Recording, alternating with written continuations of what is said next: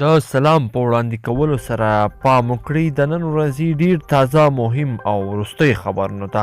ګرانو لیدونکو السلام علیکم، وخت مو پخیر. مالی وزارت اجرایه ریاست ته نور یوه افغانۍ هم نه ورکوو. د افغانستان د مالی وزارت په یوه پریکړه کې ویلي دي چې له دې وروسته به د اجرایه ریاست ته یوه افغانۍ هم ورنه کړي او اجرایه ریاست ته چې کومه بودیجه ځانګړې کېده هغه یې لغوه کړې ده. پرون د ولسمشر غني له لوري په یو خپور شوي فرمان کې اجرایه ریاست لغوه اعلان کړی شو. کرونا وایرس په هیواد کې د کرونا وایرس له بري ولسمشر غني اړوند ادارو ته لارښوونه کړې ده چې هیواد کې د کرونا وایرس د لا ډیر خپرېدو د مخنیوي په پار دی د نوروز جشن له لمانځنې ډډه وشي.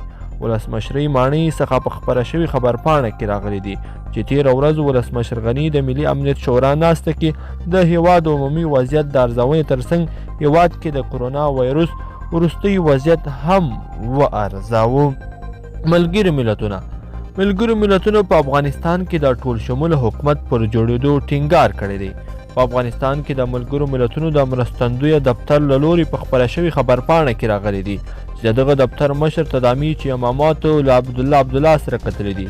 په دې لیدنه کې دواړو لورو پر رامنځته شوو مسایلو او سولو باندې خبرې کړې دي. بیا هم په کرونا وایرس کې تم کیږو. په ننګرهار ولایت کې د کرونا وایرس د احتمالي ناروغانو لپاره 100 بسترونه پرانیستل شول.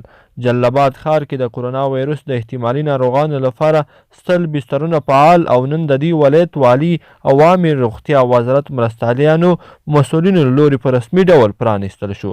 د ننګرهار والي او په دې ولایت کې د کرونا وایرس د مخنیوي کمیټې مشر شاه محمود میاخیل وویل په دې ولایت کې د اړوند ادارو له لوري په همغږۍ د کرونا وایرس د مخنیوي په موخه تدابیر لا هم جریان لري. په کابل کې د پاکستان سفارت وایي د لنډمهال لپاره افغانانو ته د ویزې ورکول بند کړي دي. یاد سفارت د دې کار لامل نه دی روښانه کړی، خو ویل کېږي چې په کابل کې د پاکستان سفارت د ویزې ورکولو د برخې یو کارکوونکي کې د کرونا وایرس د ناروغي علائم لیدل شوي دي. ګرانو لیدونکو په دې هیله چې د نن ورځې دا خبري ټولګه به مو راسره تر پایه پورې لیدلې وي. که مو ویډیو خوښه شوې ویډیو د سره لایک کړئ او چینل هم سبسکرایب کړئ.